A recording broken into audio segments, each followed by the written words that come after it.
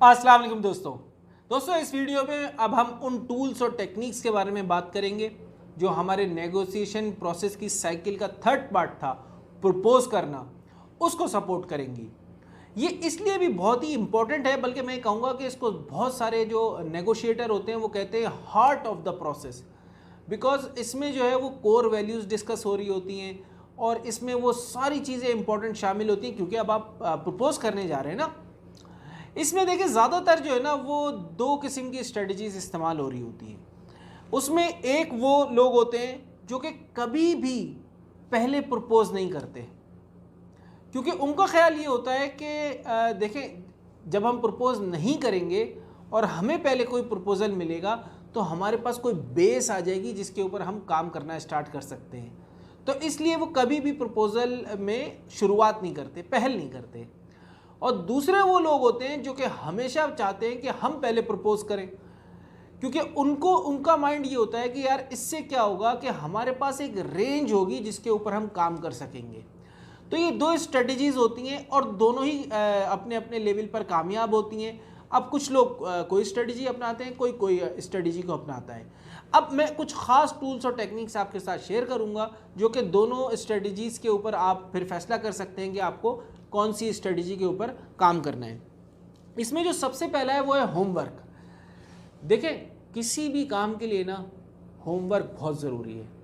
आप किसी से भी मिलने जा रहे हैं, कोई नेगोशिएट करने जा रहे हैं, कोई इंपॉर्टेंट मामला है, क्रिटिकल मामला है, अगर आप उसके ऊपर होमवर्क नहीं करेंगे तो फिर तो आप डिफेंडिंग पोजीशन में आ जाएंगे।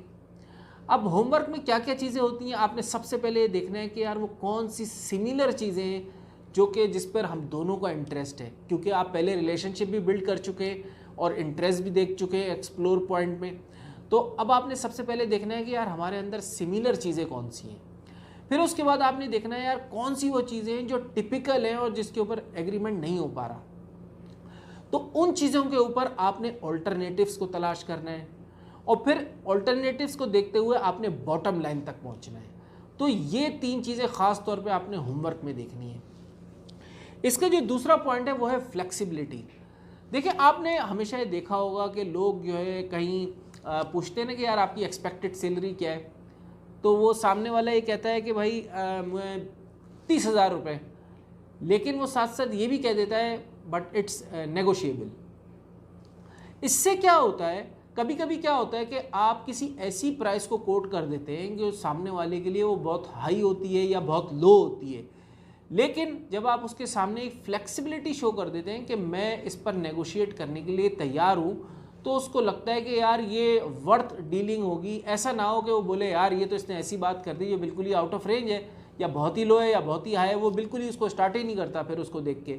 लेकिन जब आप अपनी फ्लेक्सिबिलिटी को शो कर देते हैं कि मैं तैयार हूँ इस पर नेगोशिएट करने के लिए, तो उससे बहुत फ़ायदा होता है। तो फ्लेक्सिबिलिटी होनी चाहिए उसके ऊपर। तीसरा पॉइंट जो मैंने इसमें देखा वो है ऑफर सपोर्टेड बाय रीजंस। बड़ा इंपॉर्टेंट पॉइंट है। मुझे याद है अपनी लाइफ में भी एक दफ़ा, मैं बैंक का नाम नहीं लूँगा, मैं उस बैंक में जब गया तो उन्होंने मुझसे पूछी कि भाई आप क्या चाहते हैं, क्या रेज़ आपको यहाँ मिलना चाहिए। नई जॉब पर जा रहा था, तो मैंने उनसे जो मेरी उस वक्त की करंट सैलरी थी उससे 75% ज़्यादा मांगा। तो अब कैसे क्योंकि देखें वहाँ पर जो मैं रीज़न्स पेश कर चुका था, जो मैंने ये जो डिमांड की उसको मैं सपोर्ट कर चुका था रीज़न्स से। रीज़न्स में क्या था, मेरा एक्सपीरियंस, मेरी एजुकेशन और इंटरव्यू में जो उनके सवालात थे, हर उनके पूरी जॉब से रिलेटेड जो जो एरियाज़ थे उन सब के जो जवाबात मैंने दिए थे वो मेरे लिए बहुत बड़ा रीज़न बना।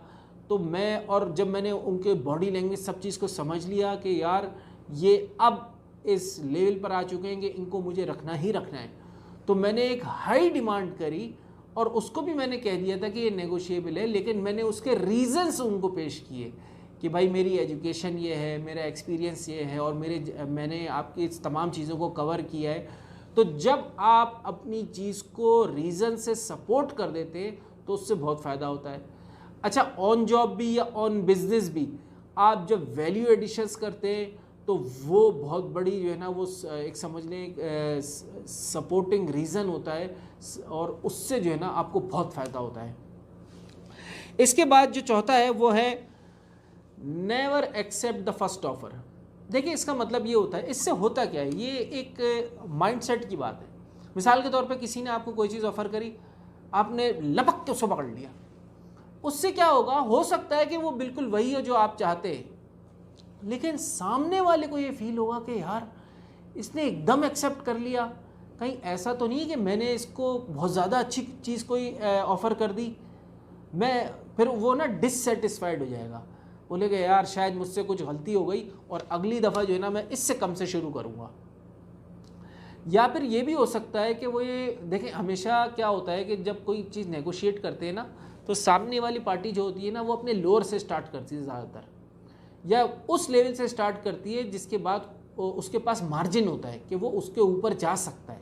तो अगर आप उस लोअर को ही एक्सेप्ट कर लेंगे तो आप उस सामने वाले के मैक्सिमम तक पहुंच नहीं पाएंगे। तो कभी भी पहले फ़ौरन उसको एक्सेप्ट ना कर ले, अपने रीजंस और रीज़नेबल चीज़ें उसमें शो करें और फिर उसके बाद की जो आगे वाली लिमिट है उसको एक्सेप्ट करें। इसके बाद जो पांचवा पॉइंट है वो है चेकलिस्ट का। देखिए हमेशा जो भी सारी चीज़ें डिस्कस हुई हैं एक्सप्लोर में या रिलेशनशिप में, आपको पता लगा है, या प्रपोज़ल में आपने इंटरेस्ट देख लिए हैं पहले भी एक्सप्लोर में, तो प्रपोज़ल में आप जाने से पहले पूरी एक चेकलिस्ट बनाएं कि यार 1 2 3 4 5 6 7 8 9 10 जो भी है पूरी, और उस चेकलिस्ट को पहले चेक करें कि यार सब चीज़ें हो गई हैं, मुकम्मल हो गई हैं, अंडरस्टैंडेबल है, क्लियर है, तो फिर उसके बाद आपने आगे बढ़ना है चौथे स्टेप की तरफ। अच्छा, इसका जो आखिरी पॉइंट है वो है क्लोज क्वेश्चंस। मैंने सेकंड स्टेप में बात की थी ओपन क्वेश्चंस की, अब मैं बात कर रहा हूँ क्लोज क्वेश्चंस की। देखिए ओपन क्वेश्चंस भी बहुत इंपॉर्टेंट होते हैं, बहुत मददगार होते हैं, लेकिन क्लोज क्वेश्चंस का फ़ायदा ये होता है कि आपको प्रिसाइज नॉलेज मिल जाती है।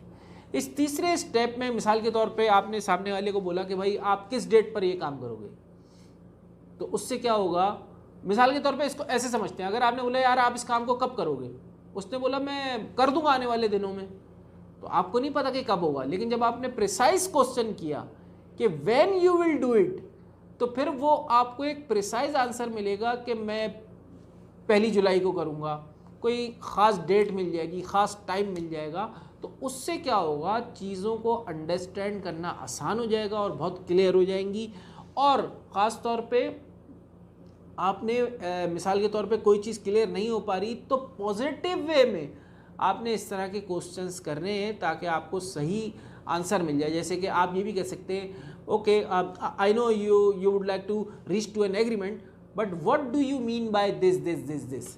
कोई भी आप सवाल कर सकते हैं पॉजिटिव वे में ताकि आपको उसका प्रिसाइज आंसर मिले और हर चीज़ क्लियर हो। तो अब नेक्स्ट वीडियो में इंशाल्लाह जो चौथा पॉइंट है आपका एग्री होने का, उसकी टूल्स और टेक्निक्स को डिस्कस करेंगे।